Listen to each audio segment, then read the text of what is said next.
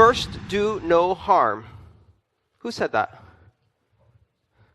Hippocrates. Actually, he didn't. The Hippocratic Oath, which is one of the mainstays of medicine, starts with, first, do no harm, which expresses the principle of minimization, the principle of utility. And this utilitarian philosophy says that before you try to fix things, make sure you're not making them worse. Ironically, Hippocrates, the father of modern medicine, or the father of medicine, period, didn't say this, and it wasn't part of the Hippocratic Oath.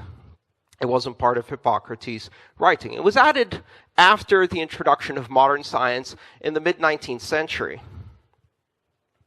First, do no harm. Because some things are not just useless, they're worse than useless. They actually do harm. And that is the title of my talk today, Worse Than Useless. Hippocrates was actually a big proponent of bloodletting. And bloodletting was a practice that started in the ancient Mediterranean region that involved balancing the humors in the body by bleeding people out, slowly. And the idea was that the various fluids in the body need to be balanced, kind of like a hydrodynamic system, right? Before modern science started thinking of our body as a machine that's made of clockwork, right, which is the 20th and 19th century visualization of science, the ancients saw science as a matter of essences, of humors, earth, fire, water, air. And part of the idea of bloodletting was that if these things are out of balance, you need to release some blood to bring things into balance. This practice continued all the way through to the 19th century. And one of the things I love is that one of the most famous victims of bloodletting was the founder of the United States, George Washington, or one of the founding fathers. And late in his life, George Washington woke up one day with a sore throat, and he was a big fan of bloodletting as a medical practice. So he invited his doctors slash butchers to do a nice bloodletting. And over the next 4 days, they bled about 7 pints of blood out of him. And the historical record records this. Despite the treatment, he passed 4 days later. Now, some of us might say, because of the treatment, he died 4 days later. And it's an irony that this practice continued for 2,500 years. Why is it important to remember this concept of do no harm is because unless you follow the scientific method, many of the common practices that we apply today are based not on science, but on superstition, on anecdote, on wishful thinking, on righteous morality. And one of those is financial surveillance and the system of know your customer and anti-money laundering rules. The modern system of banking, brought into being by the Bank Secrecy Act, 1970s, is a creation that bears no scrutiny from science. It is based on the righteous moral thinking that bad people should not have access to money. And as long as we trust those in authority to tell us who the bad people are, and assume they're not the bad people, then everything will work out. If you criticize this idea, you're not presented with facts, you're not presented with data, you're not presented with science. You are accused of not being morally righteous enough to understand that we must, for all reasons, protect the children. Won't somebody please think of the children? Because there are criminals out there. There are bad people, and if bad people can use money, they might use it to do bad things. And it's very difficult to prosecute the bad things, but it's a lot easier to prosecute the money. And so we do it. And does it work? No. But if this practice was useless, that would be good, because it's not useless. It's worse than useless. In fact, it does enormous harm. Enormous harm. Part of the reason that billions of people around the world have no participation in the world economy, are financially excluded, is directly related to the fact that a closed financial system, where authority is given to few to decide who is good and who is evil, to decide who should have access to money and who should not, and which starts with the fundamental idea of identity being a requirement for every endpoint of every transaction, is a system that will always exclude billions. In the age of the internet, we have come no further in terms of financial inclusion, and in fact, we are now backtracking. Entire countries, entire continents are disconnected from the world economy in order to satisfy the moralistic bourgeois idea that we are safer if we allow bureaucrats to decide who has access to money and who doesn't. Money laundering happens. Money laundering happens every day. But there are some who can money launder without consequences. Because in our modern world, there is such a thing as a license to launder money. It's called a banking license. As long as you have one of these magic licenses, you can launder money all day long. Who is money laundering? Of course, conventional wisdom, common sense will tell you, of course, it's the banks. They have the money, they launder, obviously. And if you actually look at the statistics, if you look at the data, this fact is shown again and again and again. Banks launder money. In fact, that's their main activity. They launder money for governments. They launder money for intelligence agencies that fund terrorism. They launder money for narco-traffickers. One of the hilarious examples of our modern world was a certain enormous bank that had modified the bank teller windows in the northern border of Mexico so they could precisely fit a Samsonite case that was the favorite case of drug money launderers, so that they could stuff cash through the window conveniently inside the Samsonite. They wouldn't have to even unpack it. Of course, in those days, the big drug cartels were making so much money, and they still are, that you don't count the money, you weigh it, right? Because it's faster. And who has time to count a truck full of money if you can just calculate the net weight in dollars? Money laundering is something that banks do on a routine basis, and every time they're caught, they pay a fine, no one goes to jail, and banking continues, which means that this is a fundamental part of business, and it is rewarded with a series of incentives that ensure that by playing these fake regulations, they get the competition out of the game.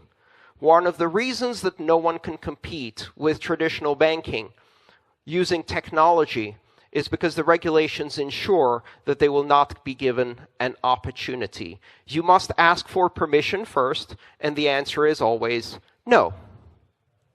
Unless you can afford a banking license, and unless you can afford the license to money launder, and then the fines that come with that as part of doing business, which of course banks can afford because there's only one thing that banks do well, and that's make a lot of money.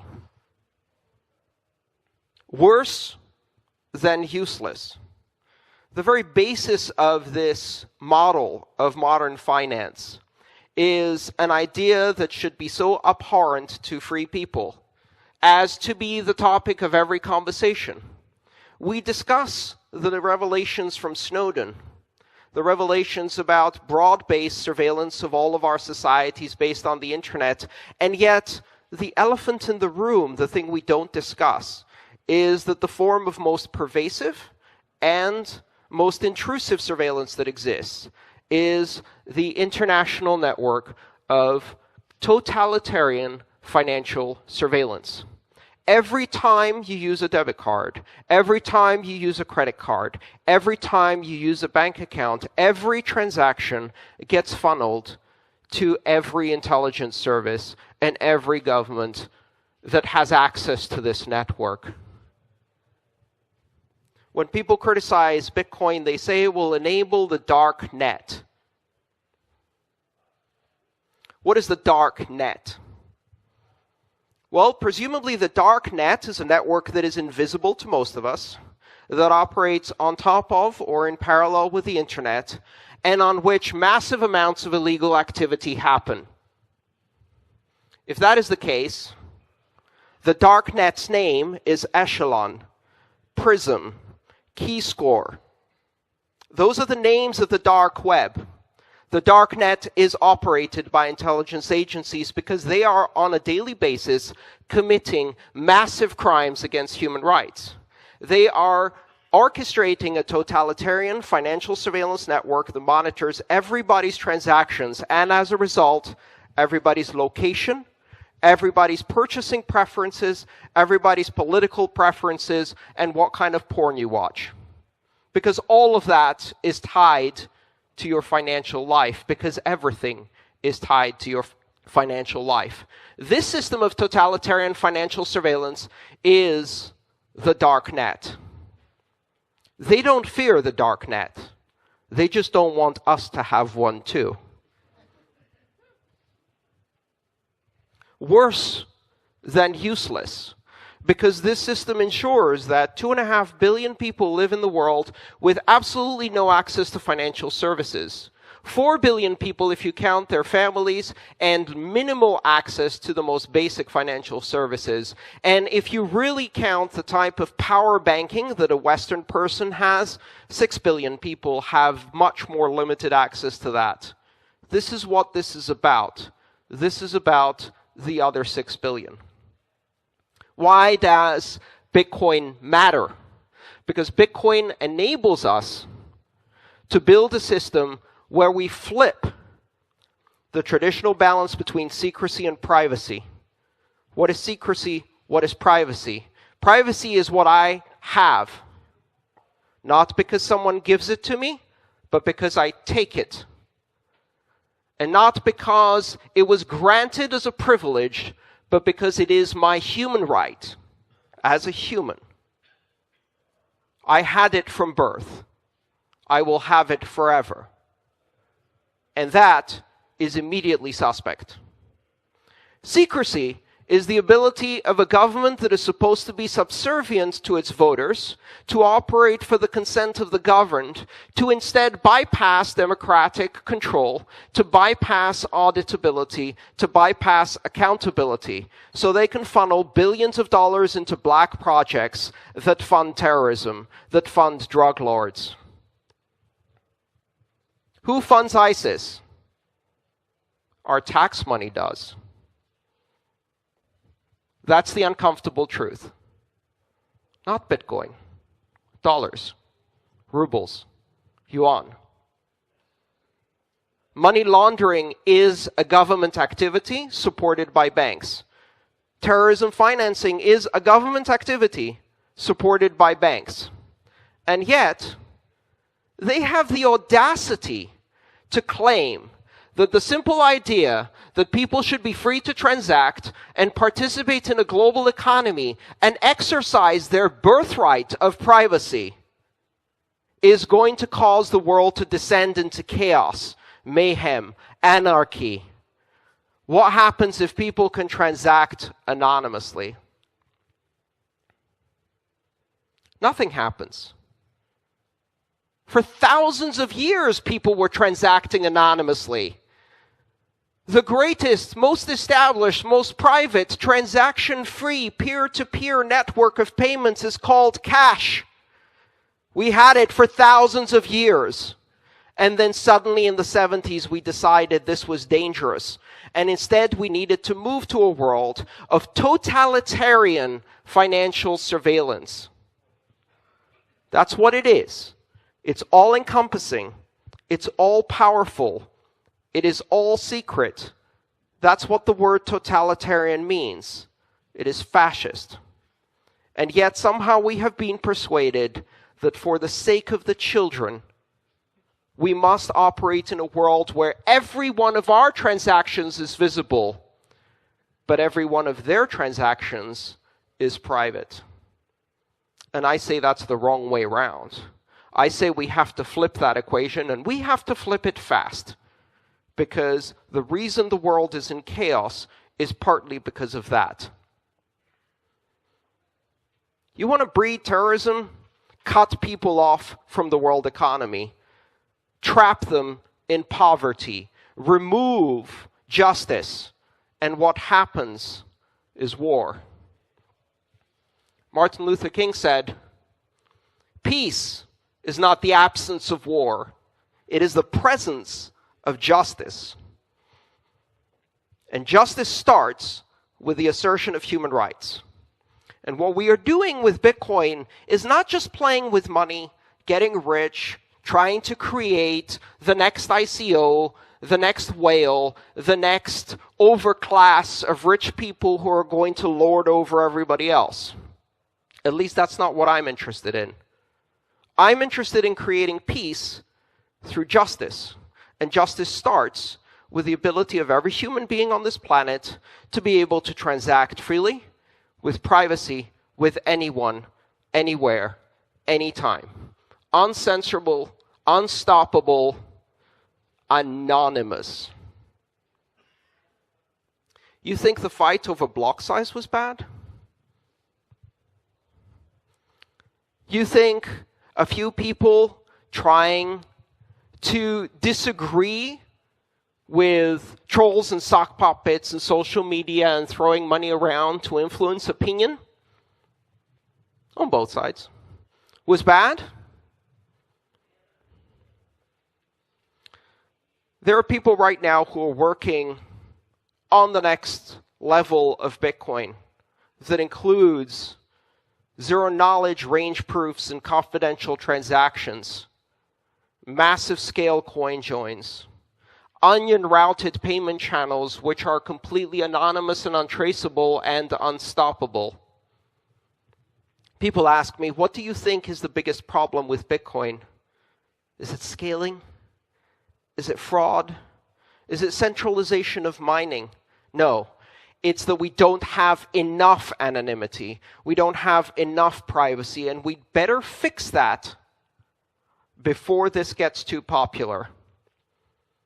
Adoption of a platform with insufficient privacy is extremely dangerous. If you're the only one doing anonymous transactions, you're not anonymous. What we need is ubiquity of privacy. This should not be an option that I check in my Samurai wallet that says, use Tor. It should be default on every wallet, every time. There should be no transaction that isn't confidential.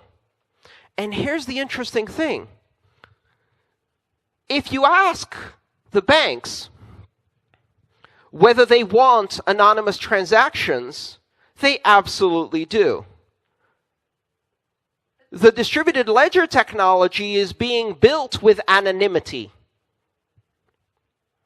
They're using range proofs and zero-knowledge solutions and mixers and confidential transactions. They're trying to build confidential and anonymous systems for settlement. Why? Because they can't trust the motherfuckers sitting across the table from them who run the competitive bank.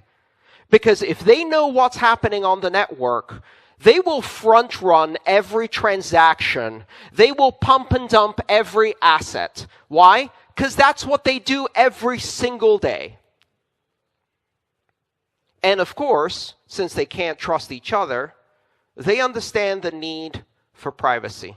They will build their private blockchains. They will build their clearing and settlement networks, and they will make absolutely sure that they have confidentiality, privacy, anonymity, encryption, deniability. They will make sure they have all of those things so they can continue business as usual. They will achieve their secrecy. The question now is, will we get ours? Will we assert our human right of privacy? Will we use this technology not to enslave the world through a totalitarian financial surveillance system, but to free the world? Will we do something that will first do no harm? Thank you.